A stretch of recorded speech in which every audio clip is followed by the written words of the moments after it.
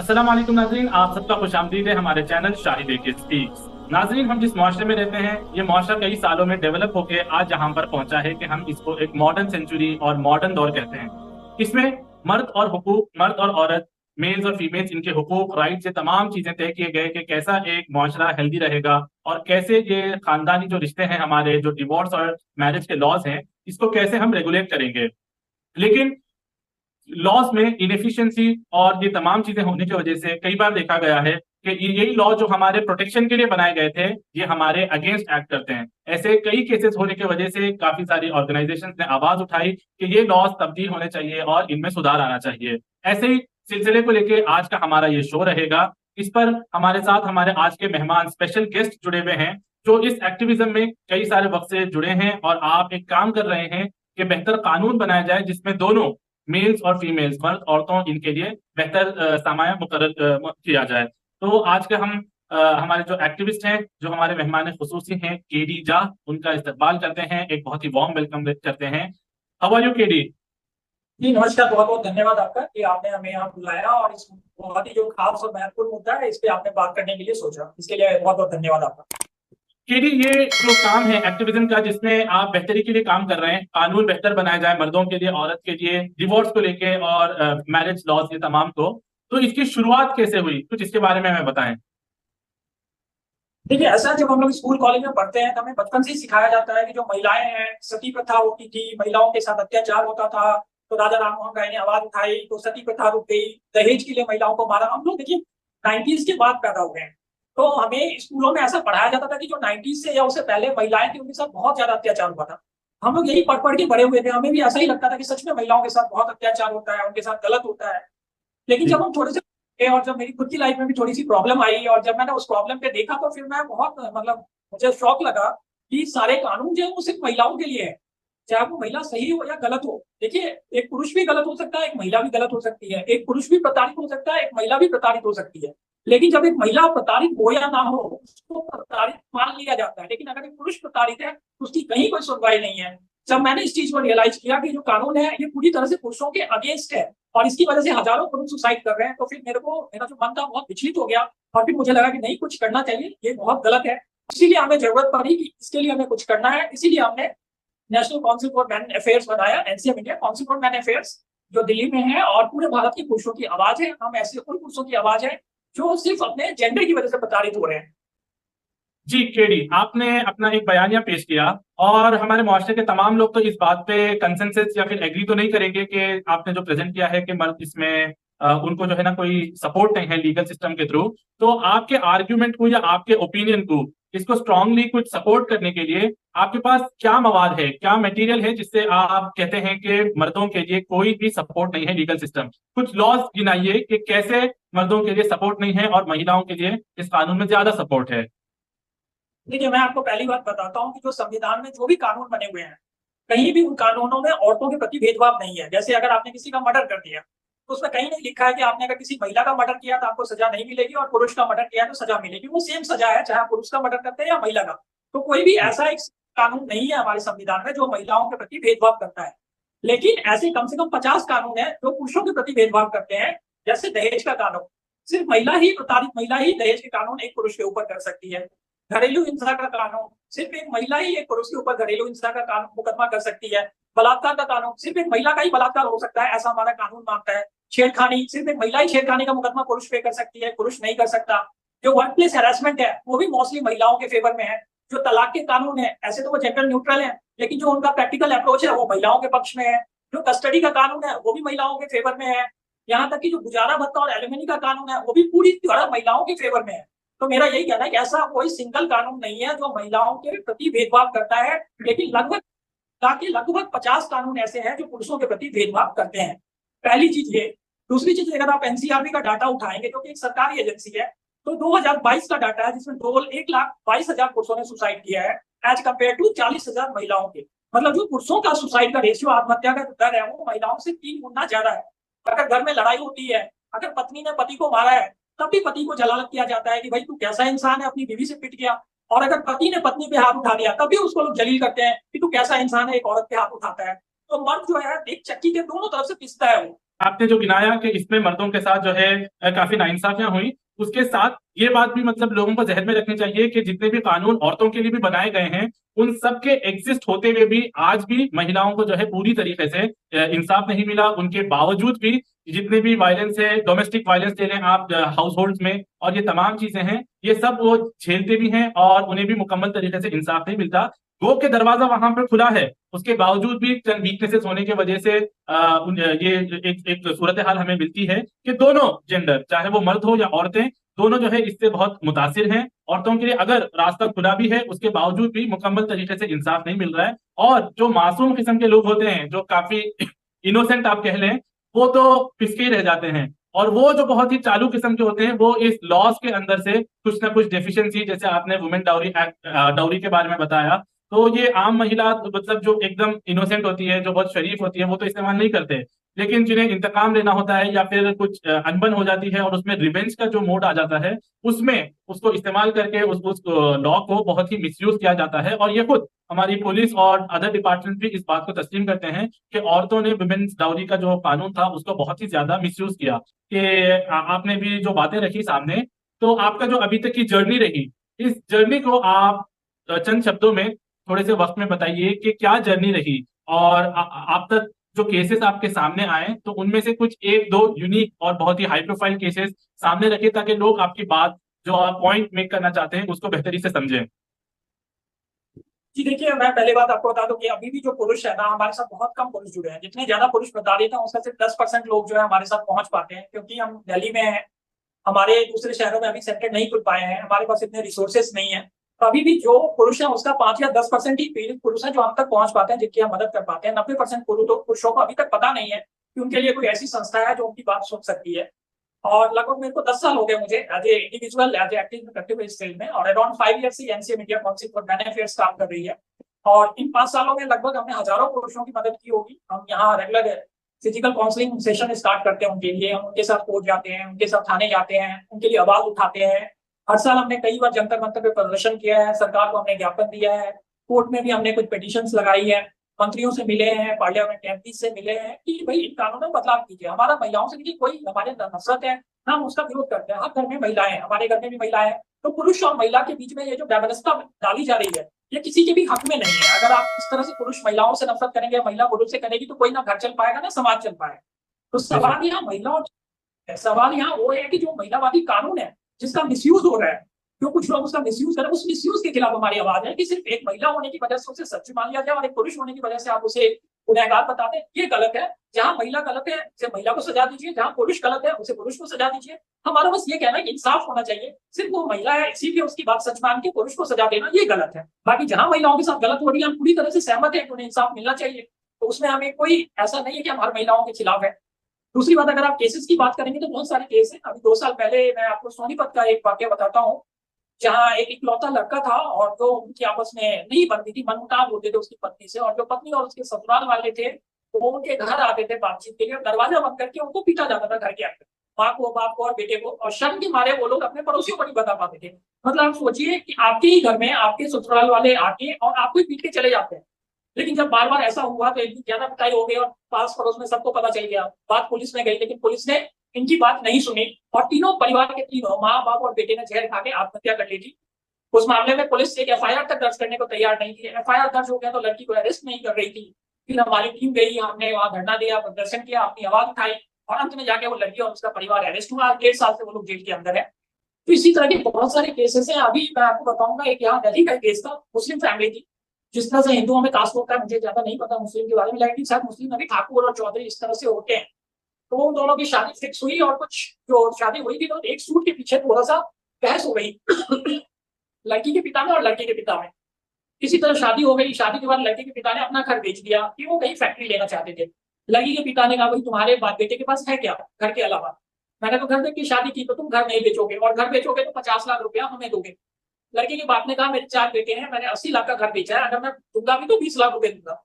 लड़की इसी बात पे चुपचाप अपने मायके चली गई और 1.5 महीने के बाद ग्रेटर नोएडा में पूरे परिवार के खिलाफ बलात्कार का केस डाल दिया गया। ससुर के खिलाफ, 4 देवर के खिलाफ, हस्बैंड के खिलाफ, सास के खिलाफ और 2 अज्ञात लोगों के खिलाफ।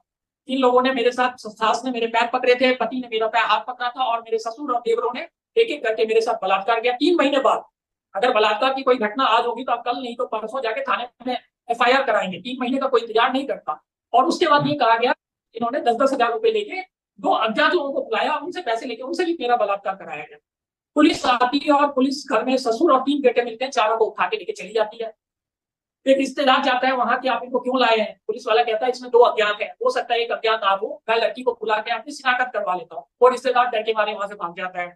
एक वकील साहब को भेजती है फैमिली कि आप पता कीजिए। वो जाते हैं, वो कहते हैं भाई 2 अज्ञात थे, एक शायद उसमें वकील था, मैं आपकी शिनाख्त करवाऊंगा। वकील साहब भाग जाते हैं। 4.5 महीने तीनों बेटे और बाप ने जेल में रहे। अंत में इलाहाबाद हाईकोर्ट से इन्हें जमानत मिली। अभी कुछ दिन पहले वो परिवार मुझे नोएडा में मिला था, उनका समझौता हो गया। शायद उन्होंने 8 लाख रुपए लड़की को दिया और केस खत्म हुआ। मेरा ये कहना है कि अगर बलात्कार हुआ है तो फिर समझौता किस बात का, फिर बलात्कारियों को सजा मिलनी चाहिए। और अगर झूठा जी केस है तो जिसने झूठा केस किया उसे सजा मिलनी चाहिए। एक बार बलात्कार का मुकदमा हो गया तो या तो बलात्कारी को सजा मिले या फिर झूठा केस करने वाले को सजा मिले। और भी कई सारे हम देख रहे हैं कि ये चीजें सामने आती हैं, हनीमून ट्रैप हो गया और झूठी शादी आके शादी कर लेते हैं ये तमाम चीज के लिए, फिर बाद में केस डाल देते हैं। ऐसे कई सारे केसेस भी बस्ट हुए जहां पे जो औरतें मिसयूज कर रही थी इन कानूनों का, फिर उनको कुछ ना कुछ सजा भी मिली। और कम से कम वो हकायक सामने आए कि ऐसा भी माशरे में हो रहा है कि लोग शादी कर ले रहे हैं फिर उसके बाद झूठी केसेस डाल देते हैं ताकि जो है कुछ डाउरी या ये तमाम चीज से इसका पैसा वसूल करें। तो एक मुझे जहां तक याद है कुछ ऐसे ही केस था, उसके ऊपर कोई शायद मूवी भी बनाई गई थी जिसमें उसका काम ही यही था कि वो जो है फेक शादियां करती, फिर जो है डिवोर्स लेती अपने हस्बैंड से, उसको थ्रेट करके जो है पैसे ये तमाम चीजें जब्त कर लेती। और इस तरीके से उसका एक ऐसा सिलसिला चल रहा था। लेकिन आखिरकार कब तक इस तरीके से लोग छुपे रहेंगे, फिर वो बस्ट हुआ और वो बातें फिर सामने आई। वैसे एक मुझे भी एक केस ऐसा याद आ रहा है। एक लव मैरिज हुई थी वैसे 2012 में, काफी लंबा रिश्ता रहा था वो लोग का, उन कपल का। उनका फिर जो है बच्चा भी हुआ।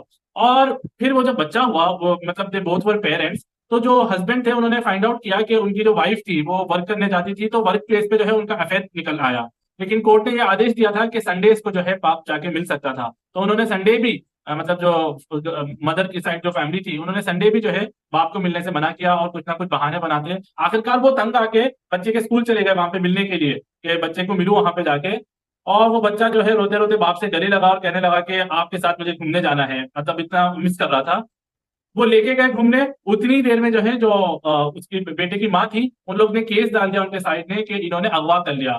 अब लीगली जो है गार्डियन अपने बच्चे को खुद अगवा नहीं कर सकता, ये केस नहीं बन सकता, लेकिन उसके बावजूद ने पुलिस ने भी लिया और वो केस उनका फिर कोर्ट में चल रहा था। तो बड़ी दुख के साथ वो बता रहे थे किस तरीके से उनका एक तरीके से मतलब उनको इंसाफ नहीं मिल रहा है और वो एक स्ट्रगल में लगे हुए हैं। तो मूविंग ऑन केडी, कि अभी ये आपका जो इस वक्त तक अभी आपने जो बताया जो जर्नी है, इसमें एक और एस्पेक्ट इसके ऊपर भी कुछ रोशनी डालें कि जो जो लोग जो है यहाँ पे शादी कर लेते हैं फिर काम करने के लिए बाहर मुल्कों में जाते हैं, विदेश में जाते हैं, गल्फ कंट्रीज में जाते हैं, यूरोप कनाडा इस तरीके से जाते हैं। तो जो NRI कहलाते हैं उनके लिए मतलब कानून कैसा है, अगर उनका सेपरेशन है या फिर उनका अलग होना है, उन्हें डिवोर्स होना है, तो लॉ किस तरीके से है यहाँ के, उसमें इज इट सेम या फिर यहाँ पे कुछ डिफरेंस है? देखिए, मैं इससे पहले एक छोटी सी बात करूंगा आपसे कि आपने कहा कि बहुत सारे अपराध, देखिए समाज में अपराध हमेशा से होता है। अपराधी हमेशा, और जो अपराध अपराध करते हैं उसमें सबसे बड़ा मोटिव होता है फाइनेंस। जब तक अपराधियों को पैसा नहीं मिलेगा ना, वो काम करते हैं, जो भी गलत काम करते हैं पैसे के लिए करते हैं। तो जो भी ऐसा फील्ड होता है जिसमें बहुत इजी मनी होता है, जैसे शराब का धंधा हो या पहले सिनेमा घर वगैरह का होता था या फिल्म मेकिंग का बिजनेस, जिसमें कम पैसा लगा के आप ज्यादा पैसा कमा सकते हैं, उसमें अपराधी प्रवृत्ति के लोग घुस जाते हैं। और आज की डेट में जो रेप इंडस्ट्री है ये ऐसी इंडस्ट्री हो गई है जिसमें आप किसी को भी आरोप लगा दीजिए और 10 लाख 20 लाख ले सकते हैं। तो अब आजकल गैंग बन गए हैं जिनमें लड़कियां होती हैं, कुछ वकील होते हैं, पुलिस वाले होते हैं और अपराधी होते हैं, जो आपको अलग अलग तरीके से ट्रैप करेंगे। कहीं आपको फर्जी शादी करा के, कहीं डेटिंग साइट से, कहीं किसी क्लब में आपको मिलाएंगे और वो लड़कियां आप पे रेप का चार्ज लगाएंगी और बाद में वो पूरा गैंग मिलकर आपसे वसूली करता है, क्योंकि इसमें लागत कुछ भी नहीं है और जो रिटर्न है बहुत हाई है। तो ये आजकल खासकर राजस्थान में, हरियाणा में और ये फरीदाबाद वगैरह में, गुड़गांव में, यूपी के कुछ एरियाज में और MP में ये बहुत ज्यादा चल रहा है। कई तरह के ऐसे गैंग हैं जिनका काम ही है उनको टारगेट करना और किसी तरह से उनकी वीडियो बना के किसी भी तरह से उनको ट्रैप करके उनको फंसाना, फंसाने के बाद इन कानूनों का यूज करके उनसे वसूली करना। ऐसे कई केसेस हो चुके हैं, हमने भी कई लोगों को पकड़वाए हैं। गुड़गांव में एक लड़की थी जिसने 1 साल में 9 रेप केस किए थे, उसको हमने अरेस्ट कराया। जबलपुर की एक लड़की जिसने 6 रेप केस किए थे, उसे हमने अरेस्ट कराया। जयपुर की एक लड़की जिसने 14 रेप केस किए थे अलग अलग शहरों में, उसे हमने अरेस्ट कराया। तो हम ऐसे ही लोगों के खिलाफ सबूत इकट्ठा करके उनको अरेस्ट कराने की कोशिश करते हैं, परंतु ऐसे हजारों गैंग हैं। दूसरी बात, जहां तक आपने कहा जो NRIs की बात है, तो देखिए NRI और मैं साथ साथ जो मिलिट्री वगैरह में काम करते हैं उनकी भी बात करता हूँ। जो मिलिट्री वगैरह में काम करते हैं मोस्टली अपने घरों से दूर रहते हैं, वो कमा कमा के पैसा अपने घर भेजते हैं। मैं सबकी बात नहीं कर रहा हूँ कि सबके साथ ऐसी सिचुएशन होती है, कई औरतें बहुत अपने पति का ख्याल भी रखती हैं, बहुत लॉयल भी होती हैं, लेकिन कुछ औरतों की बात कर रहा हूँ, पति वहां से पैसा भेजता है, लेकिन पत्नी पैसा तो पति का लेती है, लेकिन वो कहीं और कनेक्ट हो जाती है और अपने जो इमोशंस होते हैं कहीं और यूज कर रही होती है, और बाद में वो पति पे आरोप लगाती है, तरह तरह के आरोप करके उसको मुकदमे में फंसा देती है। जो इस तरह के सेना के लोग होते हैं उन्हें जल्दी छुट्टी नहीं मिलती, उनका जो डिपार्टमेंट है उनके रूल बहुत कड़े, तो उन लोगों के साथ बहुत बड़ी प्रॉब्लम है ये। दूसरी बात जो एनआरआई है उनके साथ भी यही सिचुएशन है। आप यहाँ शादी करते हैं, एनआरआई भी देखिए दो तरह के हैं, जो इंडिया में रह रहे हैं और वो नौकरी करने बाहर गए हैं, और जो एक कुछ लोग हैं जो बाहर ही रहते हैं और सिर्फ शादी करने इंडिया है। तो जब वो हम्म। बाहर से शादी करने इंडिया आते हैं तो उनको कुछ नहीं पता होता है, बीच में कोई मिडिल मैन होता है, उनको लड़की का बैकग्राउंड नहीं पता, लड़की के घर के बारे में नहीं पता, तो वो मोस्टली क्या हो जाता है, ठगे जाते हैं, उनको गलत लड़की मिल जाती है। जो इंडिया में लड़कियां रहती हैं जिनके पति बाहर काम करते हैं, उनको भी एक्सपेक्ट है, पति से सिर्फ पैसा चाहिए होता है कि पति पैसा भेजता रहेगा आता रहेगा, लेकिन जब उनके बीच कोई विवाद होता है तो सबसे बड़ी जो प्रॉब्लम होती है वो होती है चाइल्ड कस्टडी की। जो बच्चे हम्म। होते हैं उनको मिलने नहीं दिया जाता है। और जो दूसरी प्रॉब्लम होती है कि अगर पति बाहर काम कर रहा है और लड़की ने यहाँ केस कर दिया, तो अब बाहर से इतना आसान नहीं है बार बार आना। देखिए, आप एनआरआई का मतलब ये नहीं कि उसके पास बहुत पैसा है, वहां जाके कोई कारपेंटर की नौकरी कर रहा है उसको भी आप एनआरआई कहते हैं, लेकिन उसकी नौकरी में कितनी सैलरी मिलेगी उसकी। तो कई लोग बाहर भी बहुत कर रहे हैं, अगर वो साल में 8 बार केस में डेट लगेगी और 8 बार वो आएगा तो वो कहाँ से करेगा, पॉसिबल ही नहीं है। तो वो लोग क्या करते हैं, बार बार नहीं आ पाते, और इस तरह से फिर क्या होता है, उनके खिलाफ वारंट निकल जाते हैं, फिर लुकआउट नोटिस जारी हो जाता है, जैसे ही वो एयरपोर्ट पे आते हैं इंडिया वहां उन्हें अरेस्ट कर लिया जाता है। तो उनके साथ ये बहुत बड़ी दिक्कत है। ऊपर से जो कोर्ट है, जो पुलिस है, उनको लगता है कि ये सोने के अंडा देने वाली मुर्गी है, इसको हम जितना टॉर्चर करेंगे ये उतना पैसा हमें देगा, तो पूरा सिस्टम जी। उनसे छोड़ने की कोशिश करता है। पत्नी तो पैसा चाहती ही है, पत्नी के अलावा पुलिस, वकील, जुडिशियरी, हर डिपार्टमेंट चाहता है कि इनसे ज्यादा से ज्यादा पैसे ले, और वो बंदा डरता है कि अगर मैं केस में फंस गया, मेरा पासपोर्ट ले लिया जाएगा, मैं वापस कैसे जाऊंगा, मेरी नौकरी चली जाएगी, और इसी डर का ये फायदा उठाया जाता है। डाइवोर्स में कोई अरेस्टिंग का प्रावधान नहीं है, और इंडिया में क्या है कि कोर्ट डाइवोर्स की बहुत अगेंस्ट होता है। जो पार्टी डाइवोर्स देने जाती है उसको कोर्ट की सिंपैथी नहीं मिलती है, जो पार्टी रहना चाहती है शादी में, जो जुडिशियरी होती है उसके प्रति सिंपैथी दिखाती है। तो बात यहाँ प्रॉब्लम डाइवोर्स केस की नहीं है, यहाँ औरतों का डाइवोर्स चाहिए होता है तो डायरेक्ट डाइवोर्स केस नहीं करती है, वो दहेज प्रताड़ना का केस करती है, वो ओके। डोमेस्टिक वायलेंस करती है। तो डोमेस्टिक वायलेंस में कोई अरेस्टिंग नहीं होती, लेकिन जो दहेज प्रताड़ना का 498 का केस है उसमें पहले अरेस्टिंग होती थी, लेकिन हम लोगों ने आवाज उठाई, अनिश कुमार एक एक्टिविस्ट थे, उन्होंने आवाज उठाई, और उनके केस में सुप्रीम कोर्ट की जजमेंट आने के बाद इमीडिएट अरेस्ट से कोर्ट ने मना किया हुआ है कि आप किसी को इमीडिएट अरेस्ट मत कीजिए, आप पहले नोटिस देंगे, और नोटिस भी आएगा, और फिर आपको जरूरत लगे तभी आप उसको अरेस्ट करेंगे। तो अगर आपके खिलाफ एफआईआर होती भी है तो आपको नोटिस मिलेगा, और अगर आप नोटिस पे आके ज्वाइन करते हैं तो 99% केसेस में अरेस्टिंग नहीं होगी। अरेस्टिंग तभी होती है जब आप नोटिस पे नहीं आ पाते हैं, या फिर दूसरी पार्टी पुलिस को कुछ पैसे खिला देती है, या फिर वो कोई सोर्सेज यूज करती है, तो आपको पुलिस अरेस्ट करती है। लेकिन उसमें भी रूल्स एंड रेगुलेशन है, ऐसा नहीं है कि आपका यहाँ एफआईआर हुई और आपका केस मैंने अरेस्ट कर लिया जाएगा, नहीं होता। आपको समय मिलता है इन्वेस्टिगेशन ज्वाइन करने का, एंटी सेफ्टी बेल का भी प्रोविजन है, एसटी का भी प्रोविजन है, कानून में प्रोविजन बहुत सारे हैं। लेकिन कई बार क्या होता है कि कुछ लोगों को पता ही नहीं चल पाता कि हमारे खिलाफ एफआईआर हुई है। जो दूसरी पार्टी होती है वो इस तरह से सेटिंग करके जो नोटिस थाने से तो निकल जाता है, लेकिन उन तक पहुंचने नहीं दिया जाता है। ओके, क्लियर है। और केडी, यानी कि अभी तक आपने ये जो बातें करी थी, तो जो आप चाह रहे थे कि कानून में जो वीकनेसेस हैं और वो वीकनेसेस को फुलफिल किया जाए उस वैक्यूम को, ताकि मर्द को भी सपोर्ट हासिल हो, एक सही पिक्चर जो है जज के सामने रखे ताकि वो बेहतर फैसला करे। तो आपने कुछ रिकमेंडेशन अगर की हो, उनमें से क्या कुछ एक्सेप्ट उन्होंने किया, कुछ चेंजेस अभी तक कानून में आए, कुछ और गौर फिक्र हो रहा है उसके ऊपर, कुछ इसके ऊपर बताएं। देखिए, हम लोग गवर्नमेंट के मिनिस्टर से मिले हैं, कई कैबिनेट मिनिस्टर से मिल चुके हैं, कई मेंबर ऑफ पार्लियामेंट से मिल चुके हैं, इवन रिटायर्ड जजेस से मिल चुके हैं। जो प्राइवेट कन्वर्सेशन होती है उसमें हर कोई हमें अप्रिशिएट करता है कि आपकी बात बिल्कुल सही है, जो आप कह रहे हैं वैसा हो रहा है और ये गलत हो रहा है। लेकिन चूंकि राजनीति ऐसी चीज है जो पॉलिटिशियंस को लगता है कि एक जो वोमेन वोट बैंक है वो हमारा चला जाएगा, तो इस डर से कोई भी राजनीति इसको खुल के बोलने को तैयार नहीं है। लेकिन जब वो मर्द आवाज उठाएंगे, जब उनको लगेगा कि भैया ये समस्या इतनी ज्यादा हो गई है कि हम इसको इग्नोर नहीं कर सकते, तो उनको मजबूरी में कदम उठाना पड़ेगा, उनको कानून बनाने पड़ेंगे। लेकिन फिर भी हमें कुछ सफलताएं हाथ लगी हैं, जैसे कि मैंने आपसे अभी कहा था कि दहेज केसेस में 2012-2013 तक धड़ल्ले से गिरफ्तारी होती थी। अगर आज पत्नी ने पूरे परिवार के खिलाफ एप्लीकेशन दी तो अगले दिन सबको उठा के बंद कर दिया जाता था। जमानत होते हुए निकलते हुए 3-3 साढ़े 3-3 महीने लग जाते थे। और सबसे बड़ी समस्या क्या होती थी, लड़की है बंगाल की, शादी करके वो दिल्ली में आई, जैसे ही उनके बीच विवाद होता था वो बंगाल जाके केस करती थी। बंगाल की पुलिस आपको जाएगी और दिल्ली से अरेस्ट करके ले जाएगी। जमानत अब आपको बंगाल में करानी पड़ेगी, पूरा परिवार जेल में है तो जमानत कौन कराएगा। तो इन सब के कारण 9-9 साल के बच्चे अरेस्ट हुए हैं, 90-90 साल की बुजुर्ग महिलाएं अरेस्ट हुई हैं। जो तिहाड़ जेल है उसमें सास ननद नाम से सेल बनाए गए, इतनी ज्यादा सास और ननद अरेस्ट हो गई थी। लेकिन अब इसमें बदलाव आया है, अब अरेस्टिंग बहुत हद तक रुक गई है। दिल्ली जैसे शहरों में अरेस्टिंग ना के बराबर होती है 498 में, बिहार, झारखंड, उड़ीसा, इनमें अरेस्टिंग अभी भी कुछ हद तक है, लेकिन पहले से बहुत कम है। अब उतनी ज्यादा अरेस्टिंग नहीं होती है। ये एक हमारा बहुत बड़ा अचीवमेंट है कि जो भी 498 के केस है उसमें हमने अरेस्टिंग, जो इमीडिएट अरेस्टिंग है उसको हमने रुकवा दिया। दिल्ली जैसे शहर में अगर कोई महिला 498 का केस करने जाती है तो वो काउंसलिंग होती है, कौशल में फिर वो कोर्ट की काउंसलिंग होती है, और लगभग 7 से 8 महीने का प्रोसेस है, उसके बाद ही एफआईआर दर्ज होती है। अगर पति पत्नी में झगड़ा हुआ तो उसका सबसे आसान होता है बच्चों को भुगतना पड़ता है। जिस पेरेंट्स के पास बच्चा होता है वो बच्चे को दूसरे पेरेंट्स के प्रति नफरत भर देता है उसके दिमाग में, और वो चाहता नहीं कि पेरेंट्स को बच्चे का प्यार मिले या बच्चे को दूसरे पेरेंट्स का प्यार मिले। तो इसमें हमने बहुत सारे रिप्रेजेंटेशन दिया। तो कस्टडी तो अभी भी महिलाओं के फेवर में है, लेकिन अब फादर को विजिटेशन राइट्स बहुत इजीली मिल जाते हैं, चाहे वो वीकली विजिटेशन हो या मंथली विजिटेशन हो या ओवरनाइट विजिटेशन हो या छुट्टियों में विजिटेशन मिले। विजिटेशन राइट ऑफ फादर को कोर्ट बहुत आसानी से दे देता है। ये भी हमारी एक बहुत बड़ी उपलब्धि है। उसके अलावा जो रेप केसेस थे, रेप केसेस एनसीआरबी के डाटा के हिसाब से अगर आप देखें, रफली डायरेक्ट तो नहीं लेकिन रफली अराउंड 60% रेप केस झूठे रेप केस होते हैं, जिसमें शादी का झांसा देके जो रेप केस है ना वो सबसे वाहियात रेप केस है। जिसमें कोई महिला कहती है कि मैं 6 साल से इसके साथ रिलेशन में हूँ और पहली बार इसने मुझे लड्डू खिला के, लड्डू में नशीला पदार्थ खिला के मेरे साथ बलात्कार किया और तब से ये मेरा बलात्कार कर रहा है। तो 5 साल तक आपको किसी कमरे में बंद करके तो बलात्कार नहीं किया होगा, आपने क्यों नहीं कार्रवाई की? और फिर वो महिला कहती है शादी का झांसा देके मेरे से बलात्कार किया।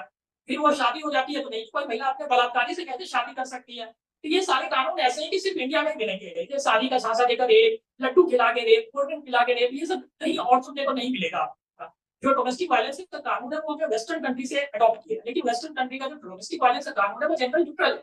वो पति भी कर सकता है और पत्नी भी कर सकती है, लेकिन हमारे यहाँ सिर्फ महिला ही डोमेस्टिक वायलेंस का केस कर सकती है। उस एक्ट का नाम ही है prevention of women from domestic violence. तो आदमी उसमें कर ही नहीं सकता। मतलब एक आपने पूरा कानून ऐसा बना दिया जिसमें आपने अज्यूम कर लिया कि जो आदमी है वही अपराधी होगा और औरत हमेशा जो है विक्टिम होगी। तो ये बहुत गलत चीज है। तो उसमें भी हम बदलाव के लिए कोशिश कर रहे हैं। हमारी डिमांड है कि जो डोमेस्टिक वायलेंस का कानून है उसको जेंडर न्यूट्रल बनाया जाए। थर्ड अभी एक वेराइटल डेट का कानून है, जहाँ पति पे बलात्कार अगर महिला कहती है तो बलात्कार, कई देशों में ऐसे कानून है, लेकिन जो हमारे देश है ना, हमारे देश की संस्कृति और हमारा जो रहन सहन बहुत अलग है। हम अगर ब्लाइंडली अडॉप्ट करेंगे वेस्टर्न कल्चर को तो नहीं यहाँ चल पाएगा।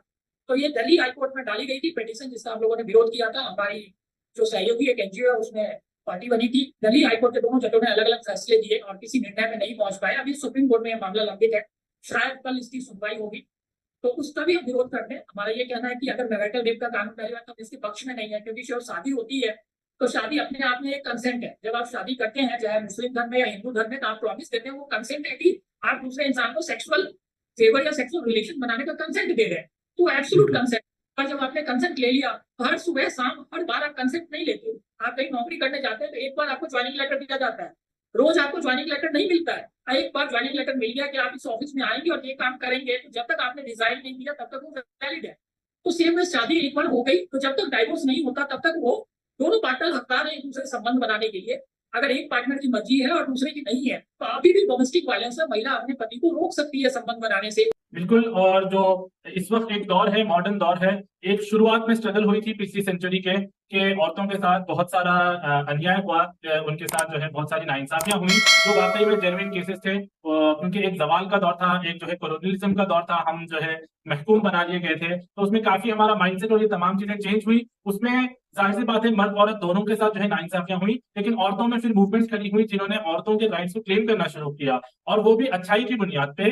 फिर धीरे धीरे होते होते फेमिनिज्म ने जिस चीज की शक्ल इख्तियार की, वो चीज जाके एंटी मेल बन गई कि अब मर्द की हम कोई बात ना सुनेंगे, अगर शादी हो तो जो है औरत पूरी डोमिनेंट होगी। एक मेन की साइकोलॉजी क्या होती है, वुमेन की साइकोलॉजी क्या होती है, इसमें अवेयरनेस क्रिएट कराएं। हम मैथ्स में a+b² इतना पढ़े कि अभी तक वो हमको याद रह गया है, लेकिन वो आज तक यूज में कहीं नहीं आया। और जो चीजें हमें बहुत नेसेसरी है कि हमारे अखलाक, हमारी मैनर्स कैसे होने चाहिए, हमारा रिलेशन कैसे होना चाहिए, कैसे माँ बाप की जो है इज्जत करनी चाहिए, कैसे जो है पति पत्नी जो है अच्छा एक जिंदगी बसर कर सकते हैं, उसको जो है अहमियत नहीं दी गई। और उसको जो है हमारे सिलेबस हो या जो भी है इनमें इनकलकेट नहीं किया गया, जिसकी वजह से ये तमाम चीजें जो है नेग्लेक्टेड रह गई, और उसका नतीजा आज हमको दिख रहा है। ये जो बातें की जा रही है कि यूनिफॉर्म सिविल कोड आएगा तो अच्छा हो जाएगा औरतों के लिए, अगर मर्द जो है तलाक देता है, औरत जो है जाके मुकदमा दर्ज करे, तो मर्द को जो है सजा के तौर पर जेल में रखेंगे और वो जेल से अपनी जो है साबित करेगा कि उसने ये काम नहीं किया। ये तमाम चीजें जो है औरत को जो है महफूज नहीं रखेंगे। They won't protect the lady, बल्कि वो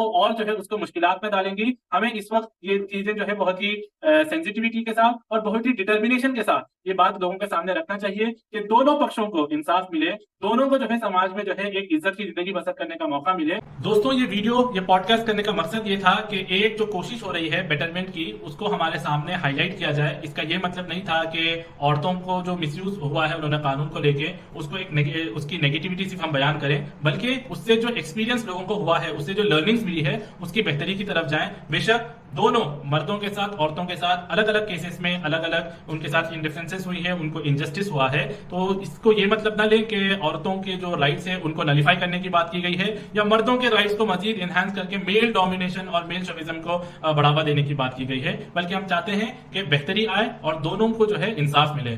केडीजा, हम आपके बहुत ही ज्यादा मशहूर है कि आपने अपना वक्त हमें दिया ताकि इस अहम टॉपिक के ऊपर हम लोगों के सामने कुछ बातें रख सकें।